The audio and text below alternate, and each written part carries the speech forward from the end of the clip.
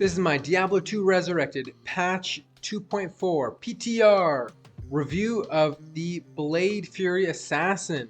Do you want to be a ninja and throw shuriken just like this? You killed him, and now I'm gonna kill you.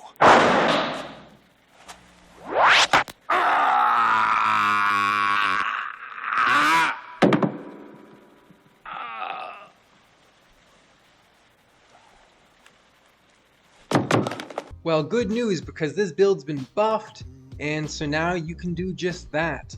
I'm going to go over the gear, the skills, and all that good stuff, and then we'll get to some gameplay here. Alright, this is the Bladefury Assassin. Definitely looks pretty cool with the blade shield and the redemption aura from the Phoenix. One of the most common weapons used with this build is the Death Etnax. Increased attack speed is not needed. How Bladefury works is it has a 15 frame windup, and then after that it attacks at 6 frames per attack. So it's a pretty darn quick attack, shooting out those ninja stars. I will show you a different weapon to consider, but it's very rare and difficult to obtain. So here we have a 2-socket ethereal +2 to assassin skills +3 Bladefury Fool's Claw. I made this. Fool's kind of is weird in Hero Editor, and that's why it says 10% enhanced max damage on level. Actually, this would be about 50 almost max damage on level, so it'd be like 450 damage maybe. You'll notice that this weapon is not indestructible. You actually don't need an indestructible weapon. So if you were to play this at a very low budget level, you could use an ethereal Bartux upgraded, and it would do pretty darn good.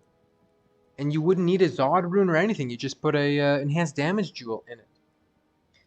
And then eventually you'd want to make death. Now, the benefit of having it be indestructible is that you can use Blade Shield. Blade Shield, let's just look at the skill tabs real quick. Blade Shield attacks at 75% of weapon damage every second. It has a very short range. The chance of it actually really attacking is pretty low. Bladefury is your main killer, but Blade Sentinel does really good damage too. It's just a shame that it has a 1-second cast delay. Fortitude buffs the damage by a little more than 1,000 on the top end. Phoenix also buffs the damage. Previously, this was not the shield to use because the Firestorm would actually interrupt your Bladefury. And then, as I just discussed, with that 15 frame windup, that's really annoying. It no longer does that, so that's kind of like a stealth buff. And so the upwards of 400 enhanced damage is what you want. This build has 100% Crushing Blow, 100% Deadly Strike due to the High Lord's Death and Guillaume's Face. Yes, that's how you pronounce it. Enhanced Damage Jewel in here. And we're also using Gore Riders. Ravenfrost for the attack rating and cannot be frozen. We're just using String of Ears. You could use other belts as well, such as Iraq. And here's a dual leech ring. Some sort of attack rating, melee ring would be a good call. Laying of Hands for against the demons. Trap Charms, Torch, Annie. And here we have like some 320/20s, max, attack rating, life. Even a Magic Find attack rating charm. As you see, our attack rating is very, very low. I've even invested some dexterity, but the skill Bladefury itself doesn't increase attack rating. And if you're using a claw, the attack rating from Claw Mastery doesn't even help. The awesome claw I showed you is a little bit more damage than death. However, you have less Crushing Blow and less Deadly Strike, and this weapon is just so easy to obtain. So it's kind of the no-brainer to use. Let's go over the rest of the skills. So we're going to max Blade Sentinel, Bladefury, and Blade Shield. These are all synergies of each other. Shadow Discipline, we're going to get Fade. These are all 1-point wonders. Cloak of Shadows, reduces enemy defense by 95%, and this could absolutely be used to decrease the defense of enemies. Also, what you could consider using is Last Wish on a Barbarian Mercenary. The Barbarian Mercenary's battle cry is going to reduce enemy defense as well, and that could really help with attack rating in case you don't want to have Infinity, although Infinity's even cheaper than Last Wish, so it's not like it's going to save you anything. You might wonder, why not use Venom? Venom's actually not that good with Bladefury. The reason is Venom lasts 0.4 seconds. 0.4 seconds is 10 frames. Remember, Bladefury attacks every 6 frames. So what's going to happen is every third shuriken is going to apply the Venom. So it doesn't get the perfect uptime. And so you're putting 20 points into something that only gets applied 2/3 of the time. Nothing in martial arts, and the rest of the points have gone into Death Sentry and Lightning Sentry, and as I level up, I would put the rest into Lightning Sentry. This build has really no way to deal with your physical immunes. Unless you have like a Reaper's Toll Mercenary, or you used Atmos Scarab, there's nothing you can do about the physical immunes.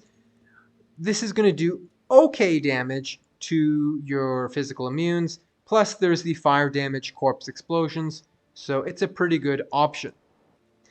For attributes, as much strength as needed for the Monarch, some dexterity. You could just pretty much have none added because the Death at Nax doesn't need much dexterity, and then the rest into vitality. Conviction is obviously going to help big time by reducing enemy defense. I'll show you really quickly one of the main issues that this build can have, and it has to do with the targeting. So check this out. When I select a monster, once it's dead, I stop attacking. So what I need to do is shift click and attack from off the screen like this. I have to, or not be selecting the monsters. Good luck getting any of the items that drop, because when you're shift clicking and you're not targeting, you're not going to actually really see the items that drop. So let's say you're killing Shank with someone else, and a really good item's just drop. Unless you stop attacking, you're not going to see it. Blade Sentinel, it does good damage, but the cast delay is obnoxious. The only time we can really use this easily is doing Bale. So if we're fighting Bale, we drop a bunch of these. When the pack comes out, we got our Bladefury going, and they die.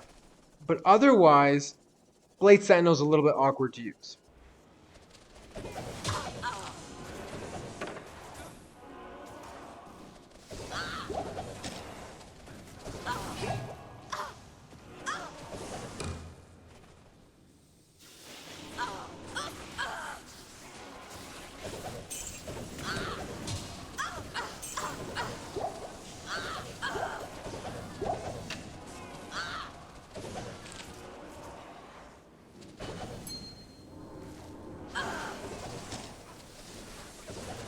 Thanks. Thanks.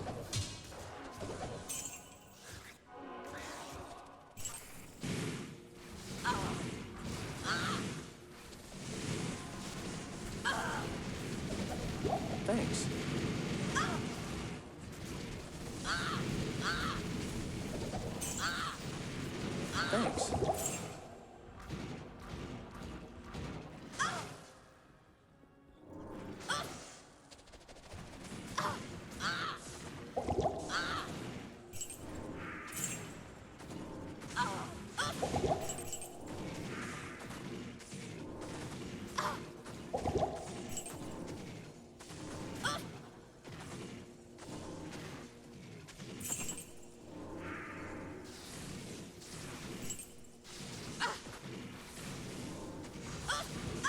I can't carry anymore.